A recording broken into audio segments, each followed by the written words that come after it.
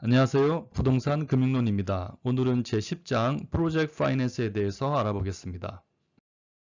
먼저 프로젝트 파이낸스의 개념에 대해서 알아보겠습니다. 우리가 지금까지 배운 금융의 구조를 생각을 해보면 차주와 대주가 있고요. 자금이 필요한 차주의 신용을 근거로 또는 이제 신용이 부족할 때는 보증이나 담보를 통해서 신용을 보강한 다음 대주가 이제 위험을 관리하면서 자금을 조달해 주는 것이었습니다. 그런데 경우에 따라서는 이제 이런 수단만으로는 파이낸싱을 하기가 어려울 수도 있습니다. 대주의 위험 관리가 충분히 되지 않는 경우죠. 이제 프로젝트 파이낸스는 그럴 때 쓰는 좀 더 고도화된 금융의 기법이라고 할 수 있습니다. 그 정의를 내려보자면 차주의 신용, 보증인의 신용 또는 담보물건의 가치 이런 것에 근거하는 것이 아니고 특정한 프로젝트로부터 기대되는 현금 흐름에 근거해서 자금을 조달하는 방법, 그것이 프로젝트 파이낸스의 개념이다 라고 말할 수가 있습니다. 이름 자체가 프로젝트 파이낸스니까 기본적으로 이제 뭔가 미래의 현금 흐름을 발생시키는 프로젝트가 있어야 되겠죠.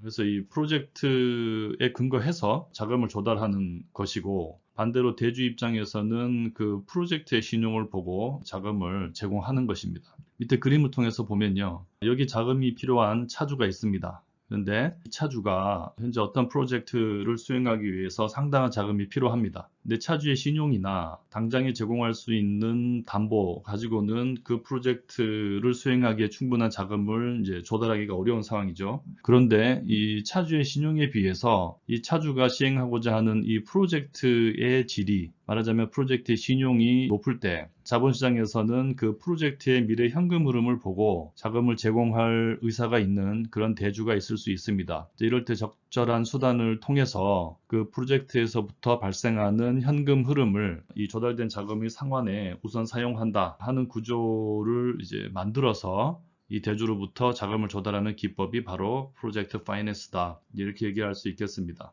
자, 그런데 이런 프로젝트 파이낸스라는 수단이 모든 프로젝트에 활용되는 것은 아닙니다. 그러니까 프로젝트의 규모가 크지 않아서 차주의 신용이나 담보만으로도 충분히 자금을 조달할 수 있거나, 또는 프로젝트로부터 기대되는 현금 흐름이 너무 불확실해서 그것을 담보로 자금을 조달하기 어렵거나, 그런 경우는 이 프로젝트 파이낸스를 쓸 필요가 없거나 또는 쓸 수가 없겠죠. 그래서 이 프로젝트 파이낸스가 활용되는 상황을 좀 정리를 해보면, 먼저 투자비가 아주 막대해서 신용이나 담보만으로는 조달하기가 어렵고, 일단 그런 상황입니다. 여기에 이제 투자비 회수에 기간이 아주 장기간 이제 소요되는 경우, 그러니까 투자비 회수가 이제 금방 이루어지면 또 다른 자금 조달의 수단들이 있을 수도 있겠죠. 근데 일단 시간이 아주 길게 걸리는 경우, 그런 경우에 주로 이런 기법을 쓰고요. 특히 이제 미래의 현금 흐름을 어느 정도 예측할 수 있는 프로젝트라야 합니다. 물론 미래의 일은 우리가 정확하게 예측할 수 없죠. 그러니까 뭔가 확실한 현금 흐름 이런 것을 이제 보장할 수는 없지만, 그래도 과거의 경험 그리고 여러 가지 통계에 의해서 이 프로젝트로부터 소요되는 자금이 얼마나 많이 지출이 되고 향후 언제부터 언제까지 얼마 정도의 현금 유입이 이루어지겠다 하는 것을 다양한 가정에 근거해서라도 추측할 수 있어야 됩니다. 이제 그런 프로젝트인 경우에 이런 프로젝트 파이낸스라는 수단이 활용된다,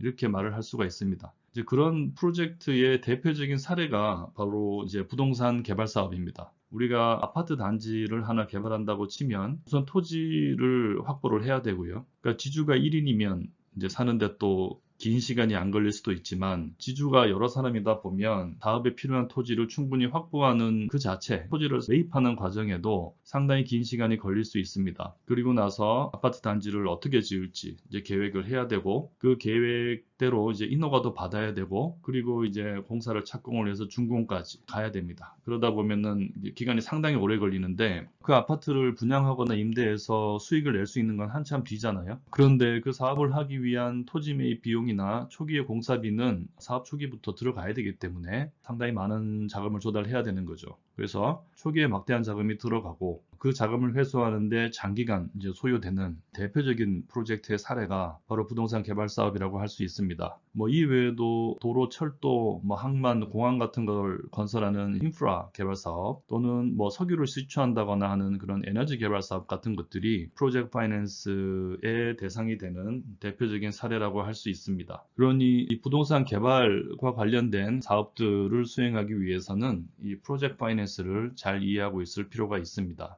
이 프로젝트 파이낸스라는 금융의 기법은 대주와 차주에게 이제 모두 큰 이득을 줍니다. 그러니까 대주 입장에서는 그냥 차주의 신용이나 아주 미약한 담보를 근거로 자금을 제공하는 것에 비해서 좀 더 위험을 줄일 수가 있고요. 반면에 차주는 자신의 신용이나 담보만으로는 조달하는 것이 불가능했던 자금을 조달을 하거나 또는 양질의 프로젝트를 활용해서 자금 조달의 조건, 그러니까 만기나 이자율 같은 거겠죠. 그런 것들을 좀 더 유리하게 가져갈 수 있습니다. 그런데 지금 이 그림은 굉장히 단순하잖아요. 하지만 이 대주 입장에서 저 프로젝트에서부터 발생하는 현금 흐름을 잘 통제해서 자금 조달의 담보와 같은 기능을 하도록 하기 위해서는 여러 가지 장치가 필요합니다. 그래서 실제로 프로젝트 파이낸스의 구조는 이것보다 훨씬 복잡합니다. 이 그림이 아주 전형적인 프로젝트 파이낸스의 구조를 보여주고 있습니다. 실제로는 이거보다 훨씬 복잡한 구조를 가지는 경우도 많은데요. 부동산 개발 사업으로 이제 보자면 이 개발 사업을 시행하는 어떤 주체가 여기 있고요. 그 주체가 직접 자금을 조달하지 않고 이제 프로젝트 회사라는 것을 만들어서 조달을 합니다. 이 프로젝트 회사를 통해서 토지도 매입을 하고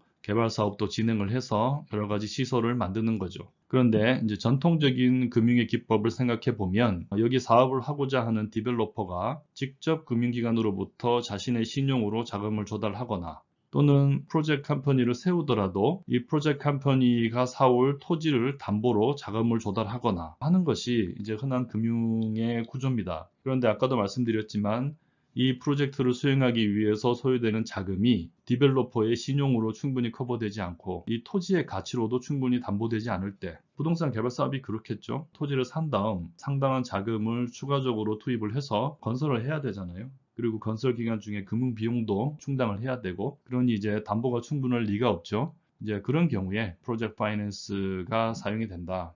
물론 이것이 다가 아니고요. 그 현금 흐름을 잘 보장하고 통제하기 위해서 이 운영 단계에 벌어지는 일까지 사전에 좀 확정을 하고 그리고 뭐 건설회사도 이 자금에 조달하는 그 과정에서 관여를 하고 하는 등의 여러 가지 장치가 활용이 됩니다. 그러다 보니까 이 그림이 좀 복잡한 모양을 띠고 있는데요. 이러한 프로젝트 파이낸스의 구조를 충분히 이해하기 위해서는 각 요소들을 하나하나 뜯어서 살펴볼 필요가 있습니다.